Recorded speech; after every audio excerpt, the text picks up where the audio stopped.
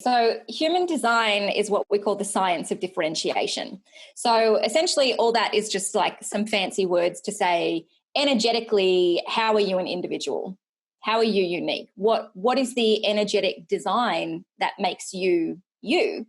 And the human design system in itself is not an original system. It's actually a combination of a number of different systems.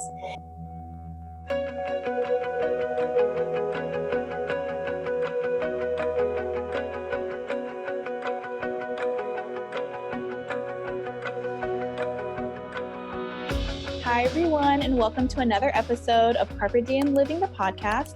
I am your host, Shane Gitmed, and today we have Holly from Australia, who's going to talk to us about so many things that she's a part of, and mainly it's going to be about human design, breathwork, meditation, Reiki, EFT, and hypnosis. So I know that was a mouthful, but Holly is obviously amazing at all things spiritual. So Holly, take it away and tell us about you, your background, and whatever you want to share with our listeners. Well, hi, I'm so excited to be here. This is a lovely invitation. And I always find it a little bit trippy, like listening to introductions about myself. I know a lot of people do this kind of like listing of, oh, wow, that's me. I do all of those things. That's so really impressive. Yeah. Right? Like I sound pretty amazing, actually. Yeah. It's always a nice moment. So thank you for that. I work as a spiritual teacher. So all of those modalities that you just listed are really, for me, they're tools in my toolkit. So I have not ever been a spiritual teacher that just focuses on one specific thing. That's really reflected in my design, which of course we'll probably get to later. But that list of modalities that I have, the certifications as a practitioner in breathwork and in meditation, and I'm a Reiki 2 master and hypnosis and EFT and all of those things. And I'm currently certifying in human design to be a practitioner and a teacher of human design. All of those things for me are really just this experience of I'm fascinated by this and I want to learn more frameworks and more tools that can help me to expand in my spiritual journey. And that just ends up being passed on to the people that I work with. So generally speaking, as a spiritual teacher, what I'm here to do is help people wake up. That's all. I'm just here to give you access to what you wanted in this incarnation, what you wanted in this life. Who were you before you forgot who you were when you got here? What purpose did you have in this lifetime? So I use a lot of different methods for doing that, but that's generally how I work. And at the moment, a lot of my focus is on human design. So I know that's what you and I have discussed a lot. Yeah, totally. And Holly is a manifester like myself, which I know I've mentioned a little bit about human design in the past. But so I thought it would be really cool to have another manifestor on the show, and we can talk about what all of that means. And it's really cool, like how, like you mentioned, all the things that you are certified in, it's just because you were fascinated in it. And that's the same with me. Everything that I'm a part of business-wise or just extracurricular, just for fun, it's just because I like it. And it just happens to be very various things. So exactly. Yeah. So people are always just like, what are you doing again? And it's just like a mess. I'm like, you're just have to go into my mind and just like take it out because there's a lot going on at all times. Right. I'm always doing something different. Never ask me who I am or what I'm doing. It's always different. Oh, yeah. And then I love too that you have a podcast called Hunting for Purpose. And so that totally just ties into obviously how you help people around the world on finding out and reminding them of who they are and what their purpose is. Because I know as you go through life, people start to lose sight. They're just like, well, what am I doing? They're either stuck in a job that they hate. So then they're unhappy, or people, just all of a sudden have like a midlife crisis and they're just like, well, what am I doing now? So I think it's awesome that with human design, it kind of just clears all the confusion out. And it's like, this is why you feel this way, because you're not living the life you're technically supposed to be following. You know what I mean? Like you're not living with your purpose. And for me, human design has helped me decondition so much of what I thought was what I was meant for. And then it was totally the opposite. So do you want to tell our listeners, I guess, like an overall of what human design is and touch on like manifestors, because I know that's like we're like 9%, right? 8 or 9% of the world. Yeah, we are. Yeah. Absolutely. So human design is what we call the science of differentiation. So essentially all that is just like some fancy words to say energetically, how are you an individual? How are you unique? What is the energetic design that makes you you? And the human design system in itself is not an original system. It's actually a combination of a number of different systems. It was created back in the 1980s. A guy called Ra Aruha, he named himself that. I always forget what his normal name is, but he's Ra Aruha now. And he had a full spiritual download moment back in 1983 where he had a spiritual experience where he felt the whole human design system come through him, and he recorded it. In the 90s, he then wrote it into a book, which began to circulate. It created Jovian Archive, which is like a big place that we now go to for a lot of information about human design. And I think that what we've seen is over decades, human design has grown in public knowledge. It's grown kind of in our collective consciousness. And what I find really fascinating about all of that is that part of what Ra Uru spoke about originally in human design was that we would go through paradigm shifts as humanity, and that those paradigm shifts would take 7 years each time we shifted. And he predicted from this crazy download moment that 2020 would be the first commencement year of a 7-year transition cycle for a human paradigm shift. And I find it so intriguing that, of course, 2020 has just been mind-boggling, right? Like, and completely out of nowhere. Like, nobody could say that we have any understanding about what has happened this year. And right, we're like 10 months in, and we still don't get it. And that in 2020, human design has kind of made this enormous surgence in our collective consciousness. So I find that beautiful, right? There's no coincidence in that for me. I think that's incredibly purpose-driven, that this framework was kind of given to us as a humanity 30 years ago, 40 years ago, right? Just to be ready for this time now. So the fact that so many people are waking up to human design, so many people are kind of discovering it and getting this real like addiction, like this obsession with human design. I have to find out everything about myself and everything about everyone around me. And we're getting all these beautiful, wonderful individuals who are like, tell me your birth date. What's your energy type? What's your profile, right? It's becoming so common and so normal. And I personally, as somebody who's been into human design for a while, and I teach a lot of human design, that just makes me smile, right? Because I'm like, oh, they're getting it. They're getting it, and right? You explain it so perfect. Like every thank you. time I look at your content, I'm like, duh, like it just makes sense. And it just, it helps anyone that's either new or already has knowledge of human design just get it.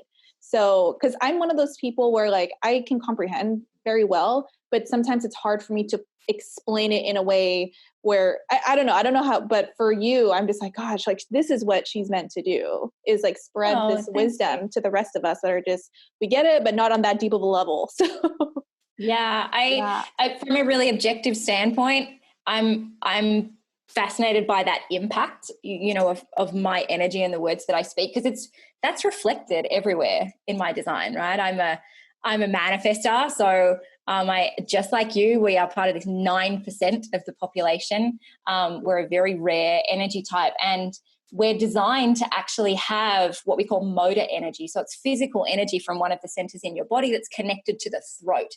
So when we speak, it literally magnetizes people. It literally kind of compels people to listen and to come to us and to want to hear us and to feel this sense of like wisdom and reliability in what we say. So in my experience, all manifestors have this ability to just speak with this kind of like hypnotic ability. But I also have a 4-6 profile, which means when I speak, I connect people, right? So I just kind of have a natural way with my energy of bringing people and things together into communities in this way that really operates like the role model, like a leader, saying, I'm gathering everybody together to share this wisdom, to connect with each other. And that just very organically happens. So I used to really kind of like wrestle with that and be like, I have to embody that. I have to become this thing, until I realized, oh no, it all just happens without me. Like, I just kind of show up, and this just is the way it impacts. So that's amazing. I think that's a beautiful part of the human design journey for each individual. Yeah. And I remember the first time I came across your page, I forget what I was doing, but I was just scrolling around looking for human design. Because like you said, when people find out about it, they become obsessed with it. And that's how I feel with anything that makes me understand myself better. So like Briggs-Myers test, Enneagram, all those things. I feel like this was just like the secret key that I needed. And I was like, oh my gosh, like my mind was blown. So when I came across your page, I just felt so drawn. I'm like, before I even figured out you were a manifester, I was like, this is someone I need to talk to. Like, I just felt it in my gut. That's why when I reached out to you, I was like crossing my fingers. I'm like, oh, hopefully like she could come on the show. And then you came. So it was just wonderful.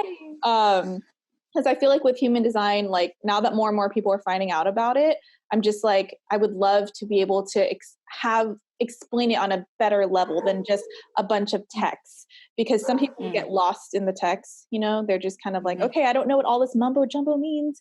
Like I remember when I plugged in my information on the body graph and I was looking at all the different gates and everything. I was just like, oh like, I was so overwhelming, right? Yeah. Like so many so people do that and go like, what the hell is this thing? Yeah. I was just like, what? Like all this code. And then I ended up getting the unlocked version just so I can hear Ra's explanation of each gate. But even then I was like, this is still just a little too much for me. I'm like, I need to just speak to someone individually that can like kind of walk me through. So I've had like 2 readings done in the past. And then now I just want to be able to like really talk to people that understand human design just so it just makes more sense, like as a whole. So yeah. I think one of the really beautiful things, as you get like deeper down into, I guess just being a human design enthusiast, right? Like the further you go down the rabbit hole, is that you begin to realize that we're all designed to communicate and connect differently. Yeah. And so human design, because it's such a complex dynamic system, right? It's this combination of like the Kabbalah, the I Ching, the astrology, the chakras, but it's also about biomechanics and quantum physics and epigenetics. And so all of these layers can be communicated in really different ways from really different filters. And we now see a lot more people teaching about human design. And what I think is amazing about that is that, we might have like a 3-5 projector who is going to teach about human design with that real like detailed teacher focus. They're going to go down into these nitty-gritty details, and that's really going to appeal to other people like that, right?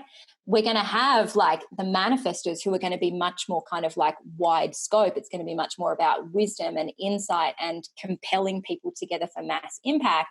We're going to have the reflectors who are really just like mirroring back what other people are feeling. Like, this is the amazing thing about this system, is that we can have thousands and thousands and thousands of human design teachers. You don't have to resonate with the way that everyone teaches it, because there will be somebody out there that will have an energetic way of teaching it that feels right to you, that feels really, really good to you. And in my journey with human design, that's largely one of the most significant reasons why I just focus on manifestors, right? There are so many incredible teachers who teach the human design system, and they speak to all of the types and all of the profiles and all of the conditionings. And I really wanted a place for manifestors to be seen, to be understood, to be heard. When I discovered I was a manifestor, I was like, I can't find anyone. Like, exactly. I'm like out here on my own. Yeah, right? Totally. Like my whole life, I've always felt like a lone wolf. And I was like, okay, I guess this is just how it is, and it's funny because I was speaking to someone else and I told her how I've always felt misunderstood by everyone in my life. Like it just never, like some people in my life like got it, but then still it's just not quite there. And she's like, well, with manifestors, like it's normal, for people to just kind of be like, whoa, like you just have like a lot, like your impact is a lot and everything's a lot. So I've just learned now to embrace it. And especially this year alone, now that I've really started to follow my human design, pursuing things that make sense with my, with my intuition and with my design, I've never felt more aligned in my life. And I'm the happiest I've ever been because I'm in alignment. So I think that's like awesome. The biggest part about really applying human design. So if you were to give advice to a manifestor woman that isn't aligned and kind of feels like, I'm just trying to get a handle on like what's going on, I want to feel seen, what would you tell her? Or him? Yeah, or him. Yeah, we do have male manifestors. Yes. They are. I have yet to meet one. I would love to. Yeah, right. I have a few, but they seem to like be happily in their own space and not talking. I think the really, really important things about manifestors is that we don't actually have a need to connect with other people and to be seen by other people. And we have so much programming and so much conditioning socially from the generators and the manifesting generators around us who do want to be seen, who do want to connect, who do always want to respond. And we learn that that's the way that we should be. And so we war with ourselves of like, I do feel different. I do feel like I'm a lone wolf. Like I don't actually need other people. I want other people when I really love them and I really want their involvement, but I don't actually need them. In fact, like most manifestors represent this feeling, and this is true for me too, this feeling of if I could just like live my life on my own, like in a cabin in the woods, just doing what I want and somebody gives me money to live, like that would be perfect. that would be amazing. That's hilarious. And manifestors are all like, just leave me alone and let me do my thing. I hear you on that. That's all I care about, right? Because we actually have a closed aura. We're the only energy type that has a completely closed aura. And the way that I see that is that we kind of live behind this energetic brick wall. Behind our brick wall, we are so happy being there. Like it's quiet, it's still. We just get to create when we want to create. We get to rest when we want to rest. We don't have to explain ourselves. We don't have to connect with other people. But part of that aura is that it's also repelling. It pushes out. And so people around us really feel us, right? Like they really, really feel our presence. We're known as the visionaries. We're known as the people at the edge of the collective. So they're always kind of pulling at us to be like, where's the collective going? Where are we moving? How are we progressing? Share your wisdom, share your insights. And so I think for manifestors, we uniquely are this energy type that lives in this kind of duality of I'm happy in my space. I don't need anyone. And yet everybody around me wants me. They all want me to be engaged and to be inspiring. So I think that kind of the first advice I always give to manifestors is that's normal. That's so normal for us. You're not broken. You're not weird. You don't have a split personality, right? This ability that you have to either be like happy and peaceful and creative and zen, or like raging and angry and tantrum throwing, that is exactly our experience. That is exactly what it's like for us. And you are allowed to release all of the conditioning you've taken on to be anything other than that. In fact, when you do release all of that conditioning, then you feel incredible about yourself and you actually have this ease in the way that you impact other people. So it creates a harmonious balance that a lot of us as manifestors just have never believed is possible, right? And it all comes down to, you mean I just get to be exactly as I thought that I always should be? Yes. Be yourself. That's perfect. No, that's a great explanation, because I know growing up, I always thought, the whole split personality thing, I'm glad you mentioned that, because there were times where I would think back, I'm like, I don't know if this is, because there's just, I feel like with manifestors specifically have so many layers, right? And then people are trying to weave through in and out of that. And then trying to explain yourself. Oh, don't even get me started. I hate trying to explain myself. I don't even know where to begin. I'm just like, I can't even put into words. But yeah, I just think finally, like with human design, like feeling seen is like the number one for me. Like I finally felt like, okay, this all makes sense now on why I'm the way that I am. And especially, you know, being a single mom, I think during this time, I finally feel like I discovered my true self, not because of the other person I was with or like the life I was living because of their career. Like I'm living for me now, like the way I feel like I was always supposed to be.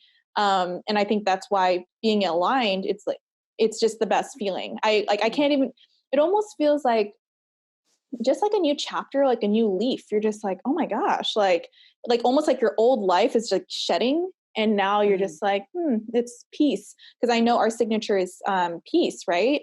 And I mean, I don't know about other manifestors. I'm curious because I'm also an empath. So let's just top it all off with all of that. Right. Let's just add another layer on that. Like, I don't know about other manifestors, but for me, like, I can't stand like large gatherings. Like my anxiety is like through the roof. Like, no worries. I have 2 pups of my own. I totally get it. What kind of dog do you have? We have 2 doggies, actually. We've got a really, really old, like a 16-year-old border collie. So she doesn't do much. She doesn't move. But then we have an 8-month-old puppy who is a staffy. So oh my gosh, she's gorgeous, but she's just realized she can make noise. It's okay. I actually have a border collie mix, but she's mixed with a Chihuahua. So she's like, I call her a mini border collie. Oh my gosh. Yeah. What a weird mix. Yeah. I know. So I've always wanted a full grown border collie or just like a full bred because I just love their spirit. And I heard recently that dogs have human design too. And I'm just like, really? They do. Yeah, there are people who specialize in like dog human design.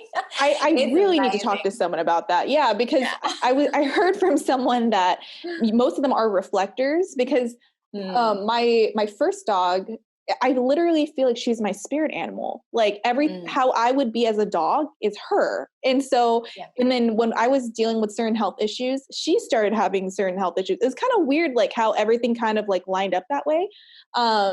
And then people are like, yeah, with dogs that are reflectors, they end up like becoming their owner. And I was like, what? That's so crazy. So that's like a whole nother thing I want to explore because I have 2 as well. My other one's a German Shepherd. So, but he's like the opposite of me. He's just wild and loud and just like another thing.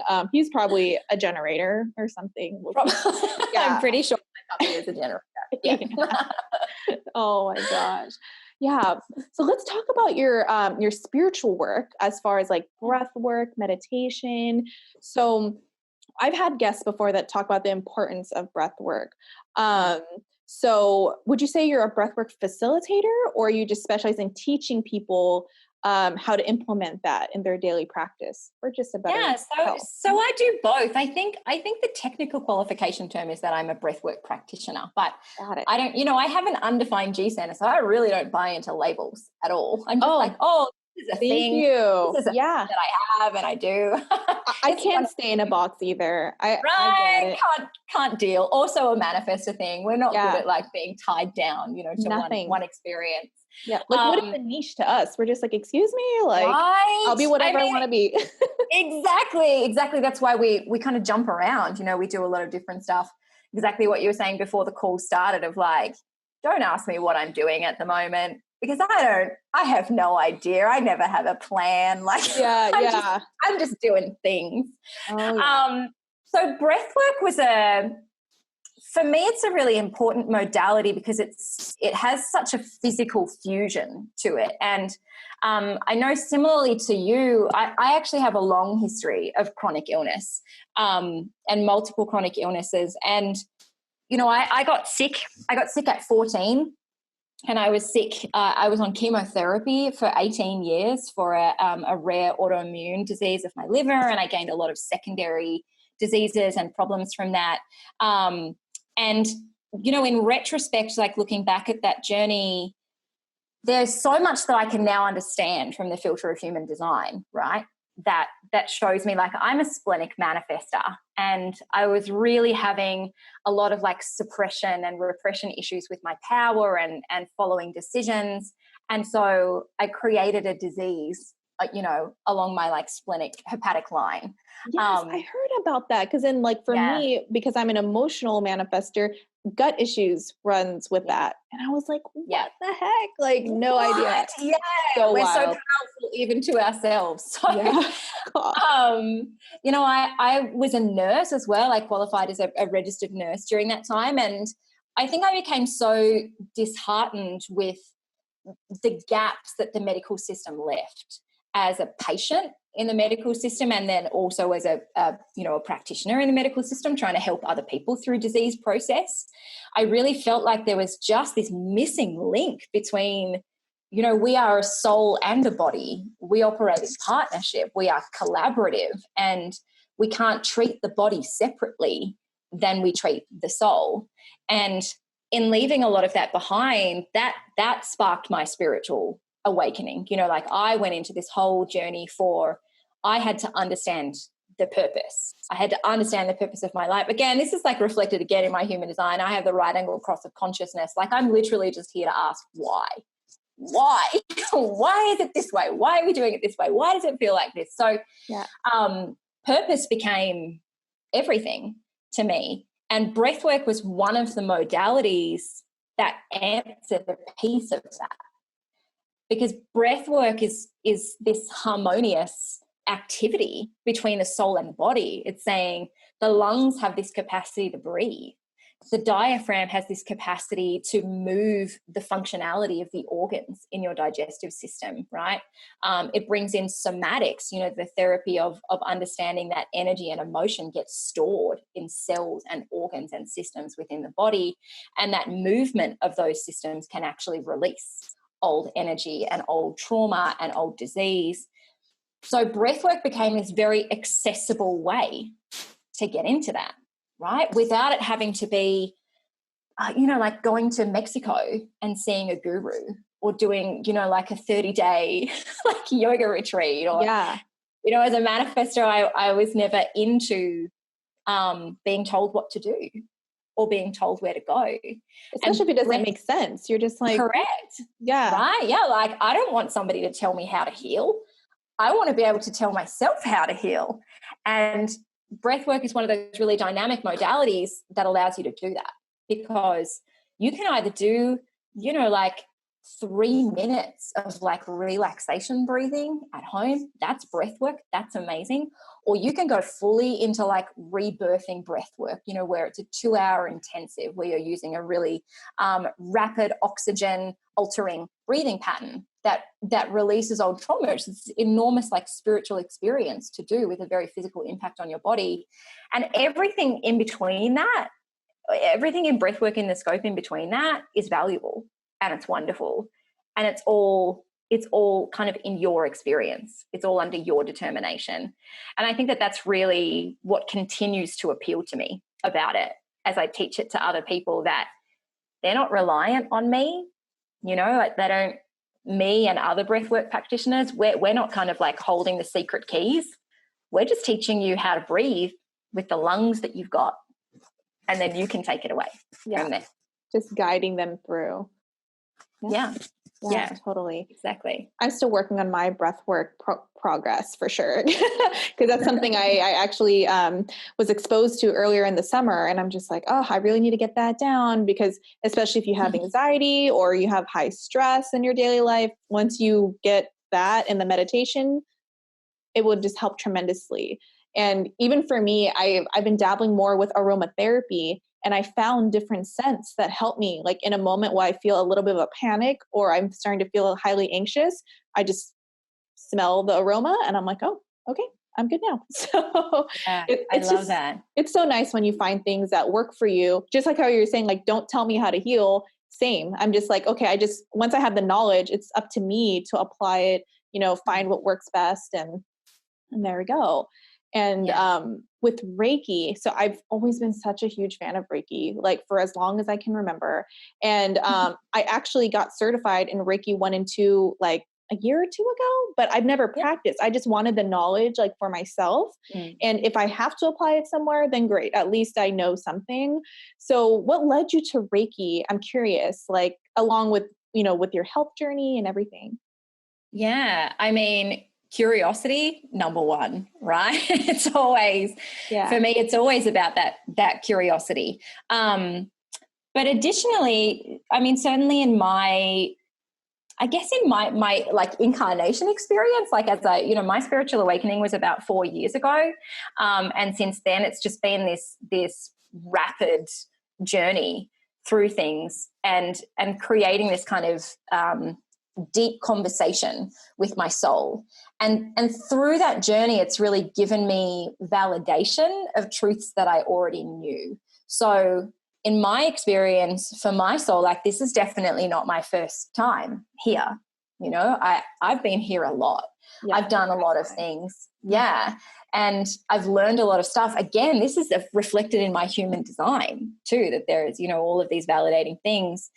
So doing things like Reiki, like meditation, like breathwork, those actually seemed like no-brainer qualifications to me, because the experience for me was like, I already know this. I've already learned this before. Feels familiar. Like I've been here, I've done this, I've experienced it, I've learned it. And so getting the qualifications has never been hard for me. Because the material doesn't seem new at all. So it's never been a conscious decision for me to kind of like rack up the certifications as a spiritual teacher. I know a lot of people in the spiritual space feel that need to do that out of that insecurity of like, when I get a certain number of certifications, then I'll be a bona fide spiritual teacher. For me, it was like, well, it's available to get the piece of paper that says that I already know what I know. I already do. It's just a formality now. Yeah. Pretty much. Like why wouldn't I? And Reiki was absolutely one of those. And it was such a wild experience going through my Reiki mastering training and attunement, because like you would know if you've done Reiki 1 and 2, a lot of it is about understanding the symbols, right? And the words that go along with that and how that connects to the energy.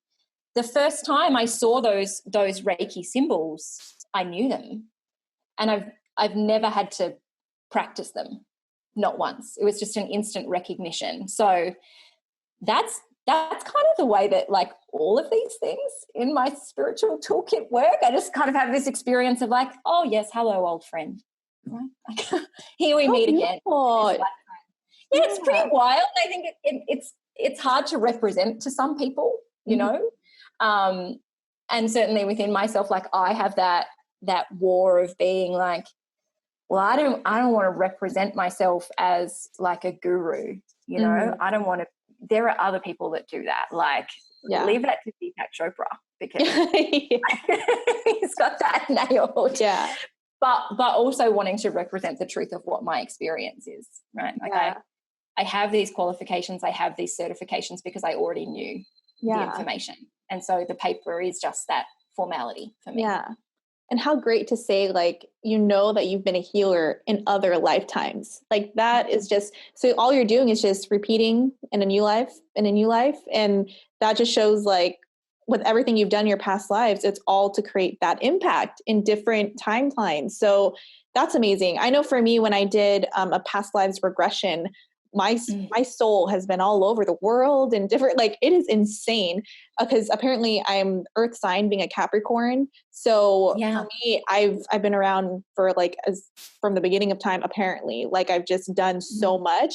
So when I tell people I feel like an old soul, like I literally mean that. Like I truly feel like I've been around so much. And I remember even as a child, my mom would ask me like, how do you know that? Like, how do you like, she would always wonder like how I just knew so many things. I'm just like, I don't know. I can say it with confidence and that was it. So, but it makes sense because if you've lived so many lives, of course you've racked up knowledge. And like to this day, I have, you know, as a manifester, I know like so many people are drawn to us, right? So I've always had people in my life that came to me for everything. Like it's almost like, because another thing I learned with my human design is I'm very tribal. Like I have a lot of tribal aspects in my chart. So people come to me for like answers. They're like, well, you know, how do I do this? Or I'm the gatherer. So I'm the one that comes up with the resources for the tribe. And it's as I get older and as I expand on the things I do, I'm like, oh yeah, this is exactly like sometimes I kind of feel that load, like, oh man, like I got to be that one. But at the end of the day, it's like, well, that's kind of what you were born to do. So what do you, can't complain. Yeah. Our very westernized society has unfortunately really detached us from a lot of our ancestral wisdom and ancestral spirituality, where understanding about past lives and understanding about, you know, reincarnation and karma and our connection to the land, our connection to community and to gathering, those things have been lost to us. And so now it's almost taboo, right? We almost have this fear of like stepping into that and learning about that and then telling other people about that. And I mean, my personal belief is that this 7-year paradigm shift that we've just started is really shifting us back into that knowing. But I mean, the truth is, in reality, like what we actually see, like, is evidenced in so many kind of like transcripts and documents and experiences that have been handed down over millennia, is that the soul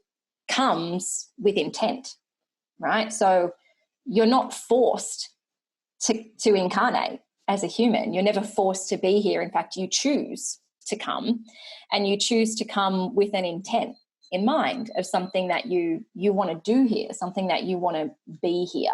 And that's reflected in every single system of understanding oneself, right? Like we see that in human design, we see it in the zodiacs, we see it in the Enneagrams, in the Myers-Briggs, we see it everywhere, because the soul has intent, the soul has purpose, the soul is here for a reason. And what I love about that fusion with human design is that it represents it so simplistically that it just says the soul chose everything about your human design. So nothing about your design is random or meaningless or without purpose. In fact, every single detail of it you chose for yourself because you wanted to do something here.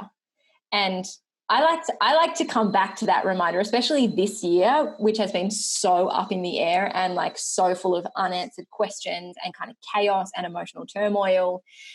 I love coming back to that to realize, I came here for this time. I came here to experience this, to play a role in this. And I personally chose every single element of what I've got to be part of this. So I don't have to question myself. I don't have to doubt myself. I'm here specifically as I am for the purpose. And the journey is then just about discovering what the purpose is and aligning with that. Yes. Oh my gosh. I love that. And I was just thinking about, you know, how you're also certified in hypnosis, and, you know, how in general, people, when they start to live their purpose, they are trying to decondition from their past. Can you use hypnosis to help decondition all those things that are holding you back in your life so you can progress and find that purpose? Yeah, absolutely. Absolutely. I think hypnosis for me it's a real, almost like a throwback to like my nursing, like this this old version of me, because it's so clinical, right? It's really, the trajectory of hypnosis has come from that psychology line of Carl Jung and Sigmund Freud and Krasner, and, you know, all of these people who studied in psychology. So hypnosis is much more clinical than it is spiritual. And it's actually about understanding that the conscious, the subconscious, and the unconscious all work in conversation with each other and all have a particular role that they play. It's just that in our Western civilization, we rely on the conscious. We always rely on the conscious to kind of use willpower to move us forward, to get understanding of ourselves, where really the directives for our behavior and our belief systems are coming from our subconscious. So the traumas that you've had, the belief systems that you've created, the opinions and the stories that you experience that formulate this way that you behave are all in the subconscious. And what hypnosis does is that it puts you in a hypnotic state, you know, an altered consciousness state, so that you have access to the subconscious to give it directives, to say, this is not the belief system that we want to have anymore because we don't like behavior that it results in. So we're going to change this belief system essentially at its core. where it starts with. Yeah. And there are a lot of misconceptions about that, right? Like a lot of people think like, oh my gosh, you don't remember what happens in hypnosis. It's this kind of like voodoo and, people can make you do anything. Yeah. That's they get not so true. scared. Yeah. Yeah. I always try to shut down that stigma. Always. Yeah. I'm just like, unless you've tried it, you have no idea on like how powerful it is. And I've gone through like countless like breakthrough sessions, energy healing, alignment sessions. So like, I'm a fan. Anytime I can do a session, I'm like, I'm in, because I just want to clear whatever is going on. Pick me. Yeah. Because, we go through things in life. Like even if you've had an energy healing recently, there can be things that bring up, anger, and you're just kind of like, oof, I just want to clear that out. And I remember, like, since we're talking about subconscious, I had a dream not that long ago where I was speaking, and I'm not like a big time speaker right now or anything. I do a lot of talking, to clients, and of course for this podcast and just in the collectives I'm a part of. But I had a dream where I was speaking in front of an audience, and all of a sudden my voice went out, like as if like I was still talking, but my voice, you couldn't hear anything. And so I'm always a fan of like looking things up, of course, in 5-1. So I like went through and I found out that is a symbolism of feeling not heard. I'm like, so then I remember during that time, there was a person in my life that I felt like no matter how I explained myself, using my throat, right, really trying to get that person to understand where I was coming from, my mindset, and they still weren't getting it. And it was causing like angry feelings. And I'm just like, So it just all makes sense, like how you're saying, like sometimes the way we behave, the way we behave, all that comes from like subconscious, even though you don't think about it that way. So I'm just like, yeah, it makes all the sense. Your dreams too. We have to remember that we're really complex, really dynamic beings, that even if we took spirituality out of the mix and we really just clinically looked at our bodies, we are the most complex organisms ever known. There is so much about the body that is not understood, that it's just kind of magical, right? The way that systems within your bodies commence and operate and speak to each other. And we forget that. We just forget that we're so complex. We really try to oversimplify ourselves. And we have this ridiculous fixation on willpower. Like, again, this is like so much wounding of like the ego center in society, that we're so fixated on willpower being the thing that can radically change everything, right? So if I just believe it, if I'm just motivated enough, if I just will it into existence, then I'll be able to become this kind of higher level version of myself, like inverted commas, like I'll become perfect, right? I'll become that successful me. I'll become the rich me. I'll become the desirable me. Nothing is that simple, because we come from complexity. And I personally find that beautiful. I think that we chose as a humanity to be complex. And so whenever we approach something that we want to heal within ourselves or change within ourselves, we need to come at it from that viewpoint of, I am complex. And so this might need a complex approach to come into healing. Oh, I love that. Because I even for myself, I know I'm super complex, but when people really think about it, it's like, yes, there's a lot of layers to all of us. We just have to really tap into it, dive deep.